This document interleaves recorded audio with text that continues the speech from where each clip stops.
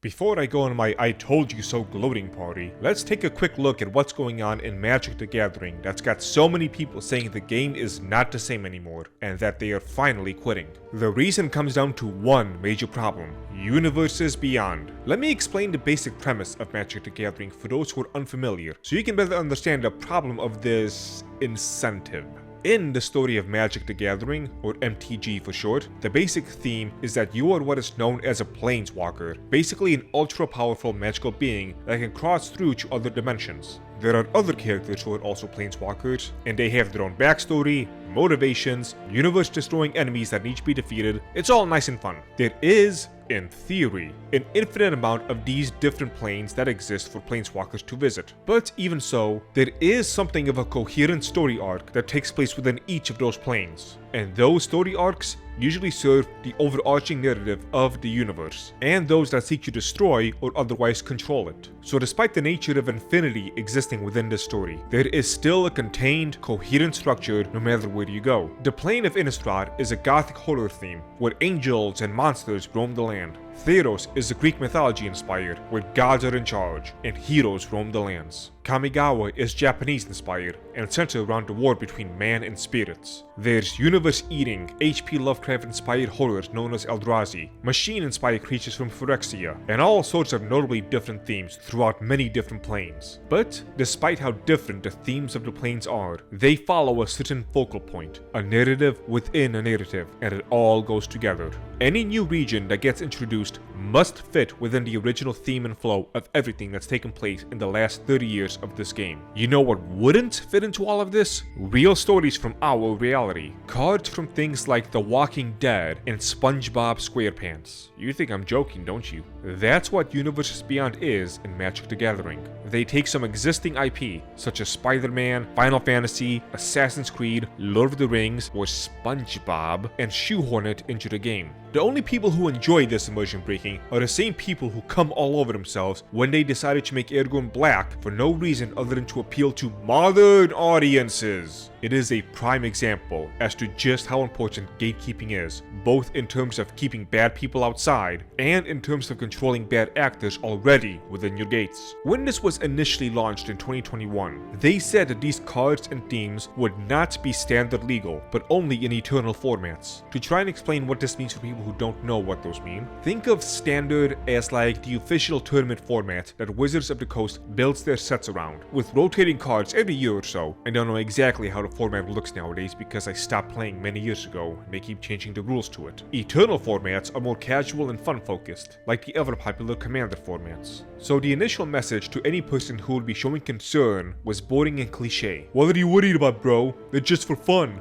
What, are you against fun now? They don't matter in the Magic universe, bro. Just let it go. Let's take a guess, gang, at what happened next. Actually, before that, on the theme of fun, which is almost exclusively what I played outside of drafts when a new set came out, I still wouldn't want this. There is a line between having fun and being a mindless consumer. I still wanted to be immersed as I was having fun. In the Yakuza video games, despite there being some serious themes to it, you can still end up fighting a bunch of grown men in diapers. It's silly and it's stupid, but it fits within parts of the theme of the games. If you were to try the same thing in Dark Souls, it would not work in any way and would be immersion breaking. Just because something silly worked in one video game doesn't mean it'll work in another video game. Even as I'm having fun playing MTG, I want to be hit with counterspell cast by a mage, or have some calamitous event wipe out my entire board. I don't want SpongeBob SquarePants to do any of those things. Anyway, back to guessing what happened next. They recently announced they're going back on their promise to keep the new cards only in eternal formats. Now,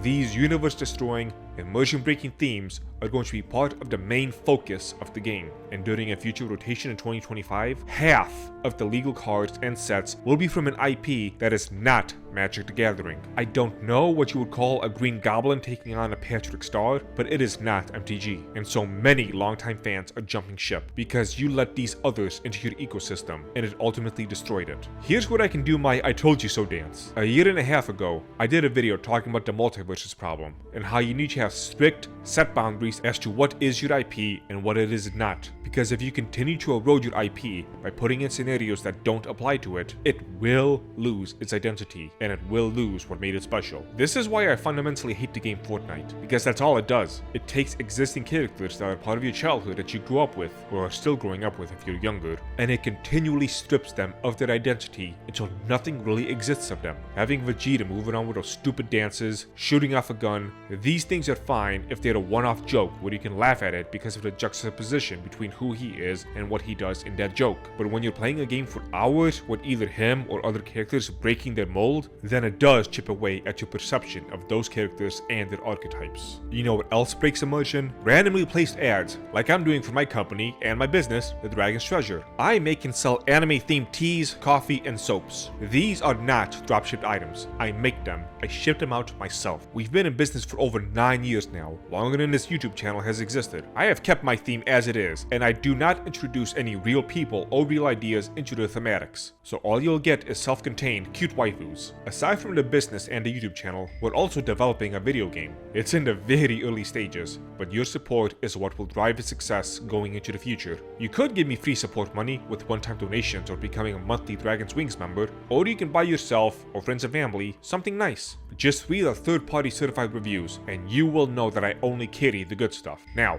back to the video. What we're seeing happen in MTG is a deviation of what I've been talking about for a long time now. Things need to be self-contained. Crossovers need to be rare, one-time occurrences, not the new norm. Almost nobody knows how to properly do multiverses or infinite possibilities, and they inevitably screw it up. Hey, what if we put this character in a situation they'd never be in and make them act differently?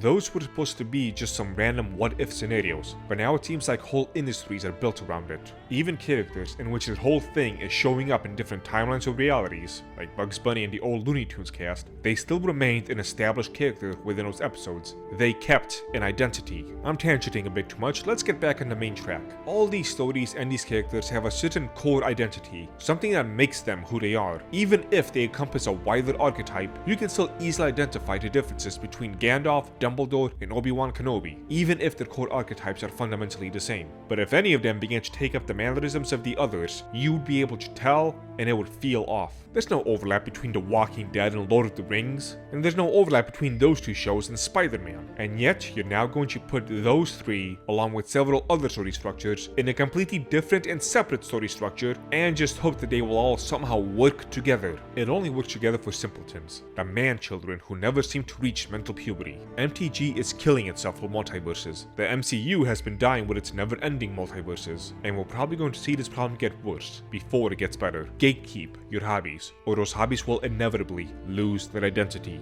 Like, comment, share, subscribe, buy yourself some tea, and check out what other videos I have on this channel.